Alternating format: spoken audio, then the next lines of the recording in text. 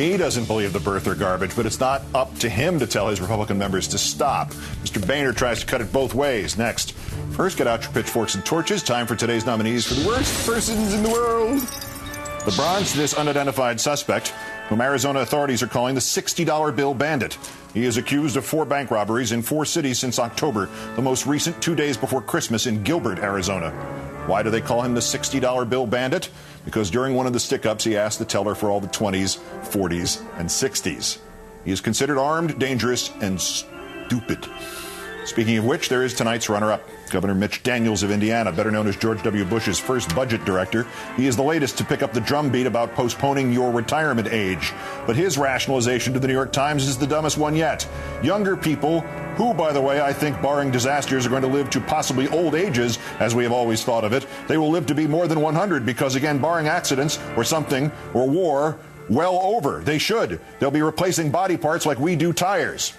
Daniels added, most young people today think they'll be working at age 72 anyway, so why not raise retirement? Since they'll all have all new body parts and, white wall knees and a spare inflatable brain you keep in the trunk.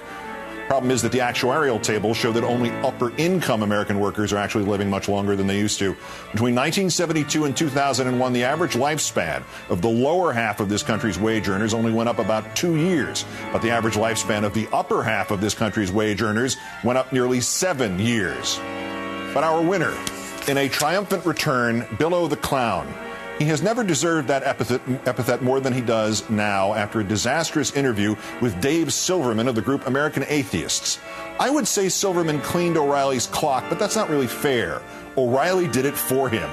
This is about Mr. Silverman's claim that religion is a scam. Please be seated and keep your hands inside the vehicle while the ride is still in progress. Built by a man? I'll tell you why it's not a scam, in my opinion. All right?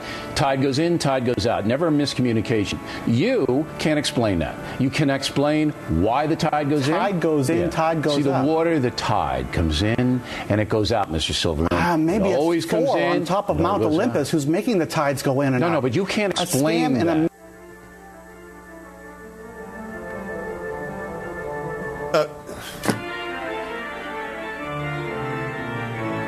Moon! Tide, moon make tide. It was in all the papers. Can we see that key section again? Tide goes in, tide goes out. Never a miscommunication. You can't explain that. You can explain why the tide goes in.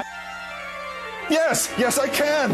And so can Sir Isaac Newton. And so can everybody in Mr. McNaughton's 8th grade science class. Tide goes in, tide goes out. Never a miscommunication. You can't explain that. You can explain why the tide goes in. What does the first part even mean? Tide goes in, tide goes out, never a miscommunication. What, you're expecting one day tide goes in, stays in? Or it's tide goes out again? Billo, tide goes in, tide goes out. O'Reilly, today's worst person in the world.